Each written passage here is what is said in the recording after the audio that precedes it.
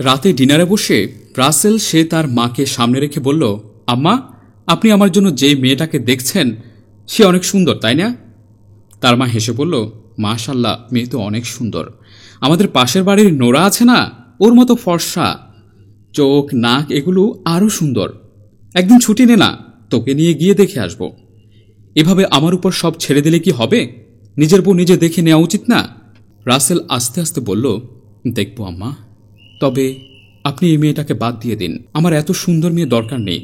আপনি বরং আমার জন্য শ্যামবর্ণের মায়া মায়া চেহারার একটা মেয়ে খুঁজে নেন। এত সুন্দর হওয়া লাগবে না। আমার এত সুন্দর শুনতে শুনতে সুন্দরের প্রতি কেমন যেন তিক্ততা লাগছে। দেখেন, সুন্দর মেয়ে বিয়ে করে নিলেই কি সব শেষ?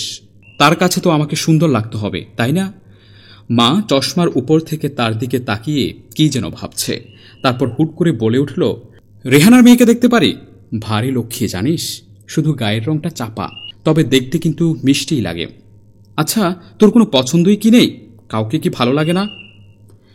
রাসেল খাওয়া ছেড়ে তার মার দিকে কিছুক্ষণ ফ্যাল ফ্যাল করে তাকিয়ে বলল, কাল একটা মেয়েকে আমার ভালো লেগেছে, একটা ভয়ঙ্কর ভালো লাগা আম্মা। তারপর থেকে আমার তাকে বারবার দেখতে ইচ্ছে করছে, কিন্তু বিশ্বাস করেন, সে এতটাও ফর্সা কিংবা সুন্দরী না। কিন্তু আমি একবার দেখে আটকেছিলাম।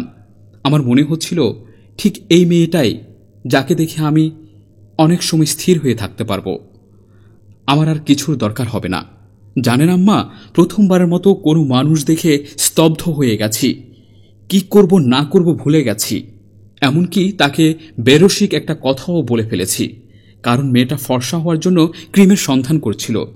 বিশ্বাস করেন, তার প্রকৃত গায়ের রংটাতেই এত সুন্দর যে আমরা অতিমাত্রায় যে রঙে আকৃষ্ট হই সেটা তার কাছে কিছুই না। রাসেলের মা কোনো উত্তর দিল না। তিনি মনে মনে ভাবছেন, ছেলের মধ্যে এই সময় এমন পাগলামি জড়ো হলো কেন? যে বয়সে হওয়ার কথা ছিল তখন তো হয়নি। আবার এটাও ভাবছেন, যেখানে ছেলের জন্য পাত্রী দেখছেন সেখানে তিনি কিভাবে মানা করবেন। রেস্টুরেন্টে মোরগ পোলাও অর্ডার দিয়ে বসে আছে, হাতে ফোন, একটু নিউজ ফিড স্ক্রল করছে।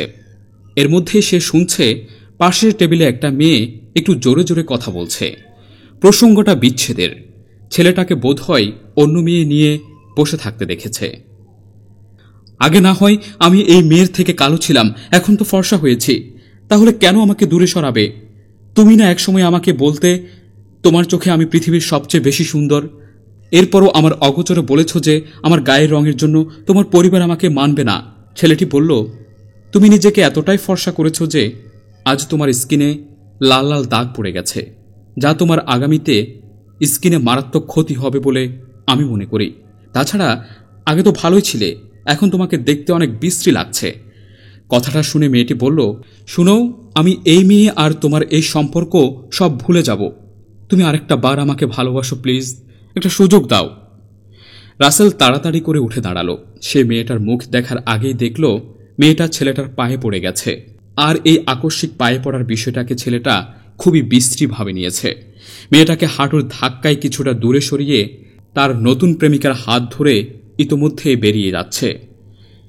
ওই মেয়েটা ছেলেটার চলে যাওয়ার দিকে তাকিয়ে অঝরে কাঁদছে, আর রাসেল মেয়েটার দিকে তাকিয়ে আবার স্থির হয়ে গেছে। পরিশেষে বলতে চাই, আল্লাহর দেয়া সৌন্দর্য হচ্ছে সবচেয়ে বড় সৌন্দর্য। ক্রিমের ব্যবহার আপনার বাহ্যিক যতটা সুন্দর করবে, তার চেয়ে বেশি ক্ষতি আপনার স্কিনের করতে পারে। গল্পটি যদি ভালো লেগে থাকে তাহলে লাইক, কমেন্ট এবং বেশি বেশি শেয়ার করুন।